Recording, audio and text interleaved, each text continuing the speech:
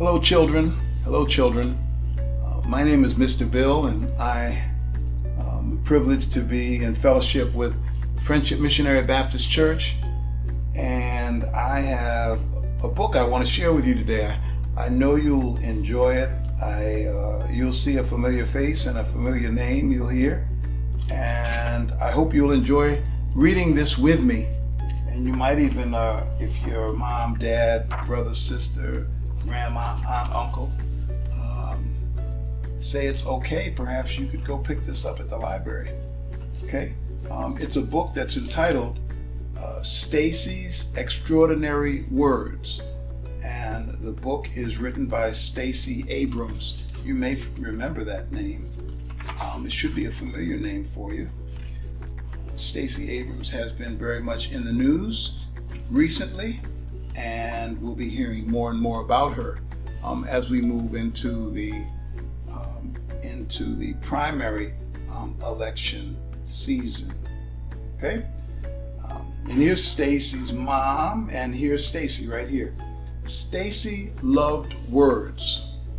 She loved to read and write and say them. She adored fun words, long words, unusual words, words with wonderful histories and weird combinations.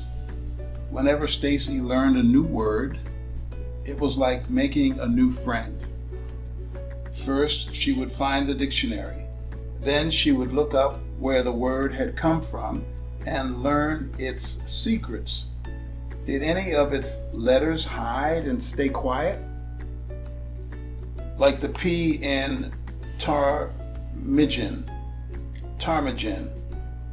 a bird that lives in cold northern regions, or were they strong like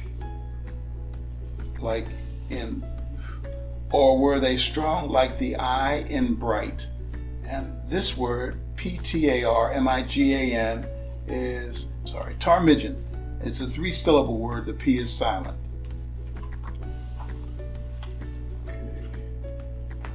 Next, the word in her special notebook of extraordinary words. She practiced how to arrange the letters just right, how to sound them out. That's because she loves spelling interesting words most of all. The next word you see right here is onomatopoeia. Onomatopoeia, which is a formation of words or letters, use of words having a sound that imitates what they denote. Onomatopoeia.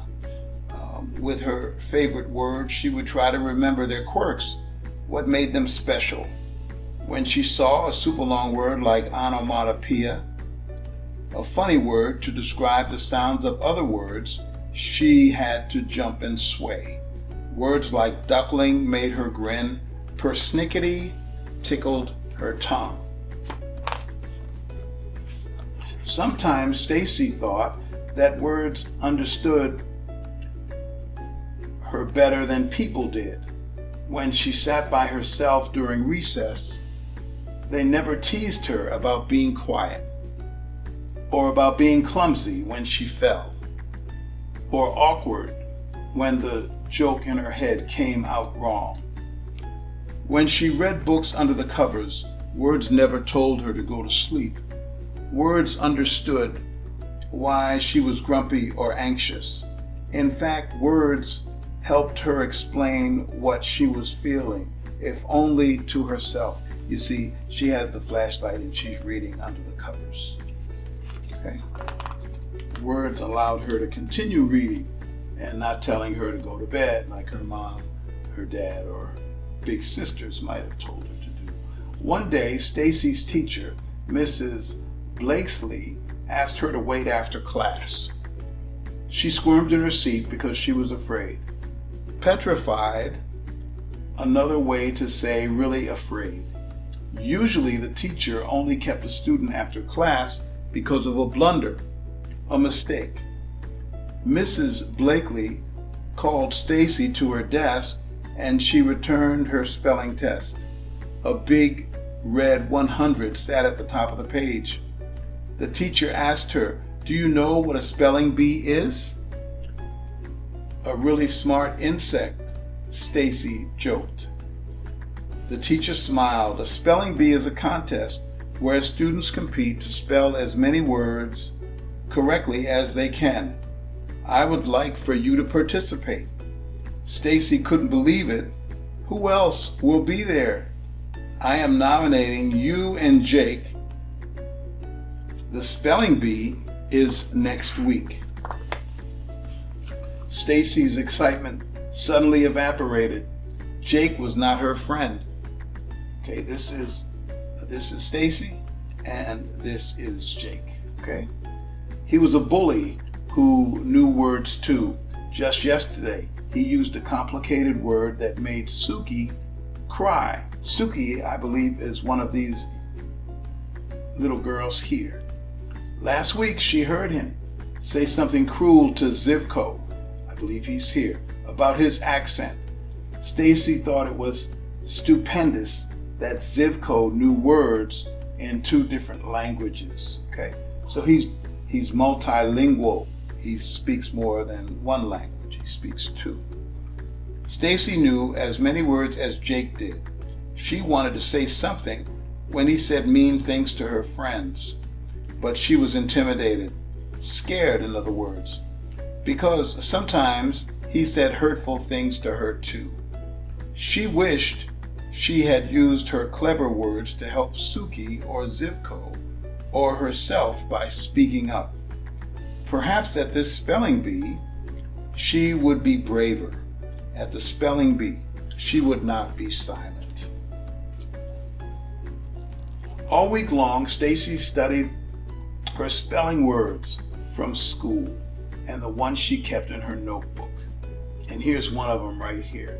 Sesquipedalian. Sesquipedalian is another word that was in her notebook. And this really describes words or words with a lot of syllables, okay? How many syllables? 1, 2, 3, 4, 5. It's got 5 syllables. Still, the spelling bee felt as far away as the longest word she had ever seen. And that is sesquipedalian. Okay, a fancy way to describe words with many syllables. The days of the week were monotonous, torturous, and sluggish. Every hour felt longer and longer. Torturous, monotonous, sluggish. Stacey wished for the week to whisk its days by. Finally, the morning of the spelling bee arrived. Stacey walked into the county library with her mother, holding her hand tight.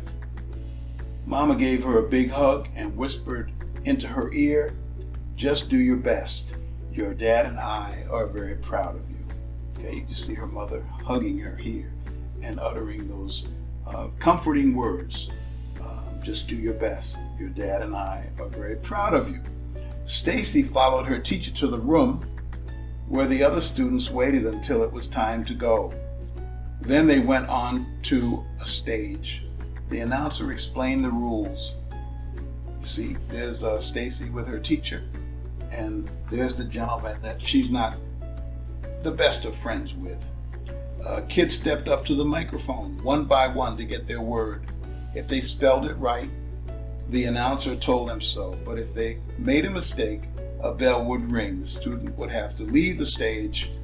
No do-overs. Okay? Stacey's turn finally came. Her stomach ached with nervous energy, but she was ready. Say the word dither. Sound it out. Dither. Spell it. D-I-T-H-E-R.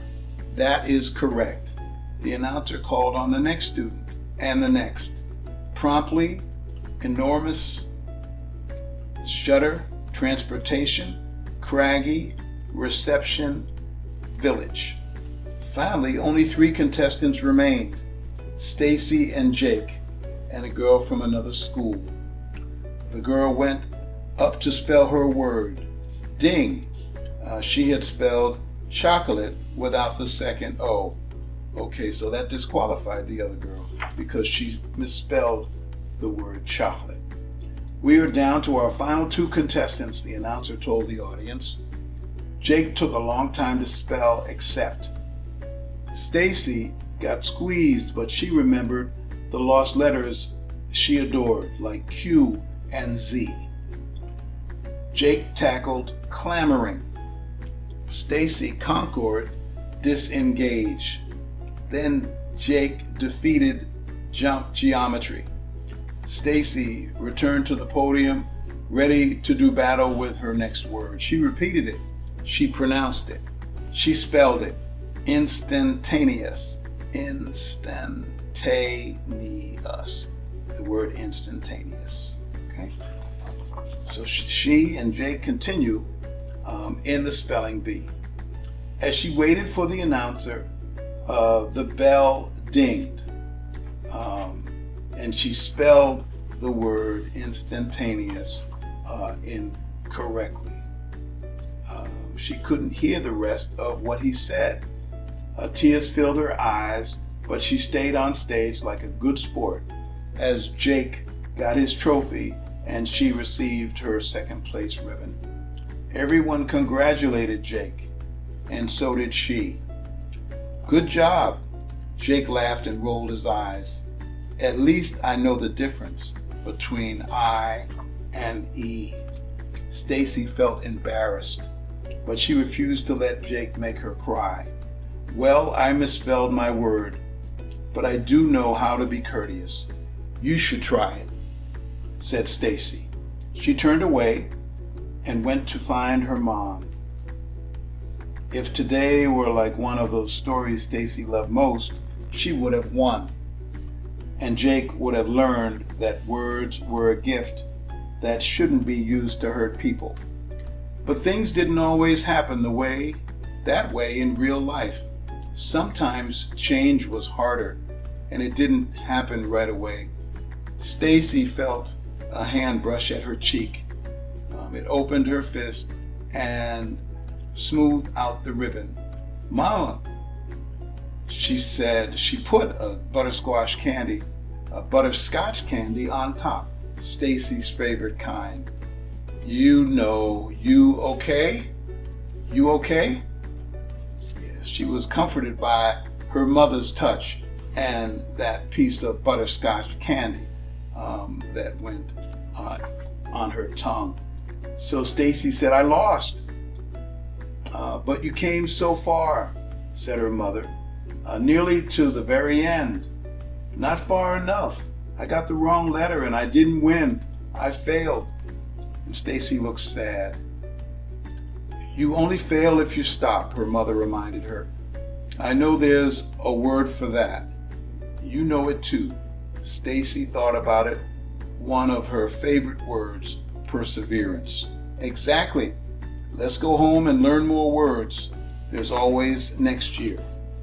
Stacey imagined all the words she had yet to meet.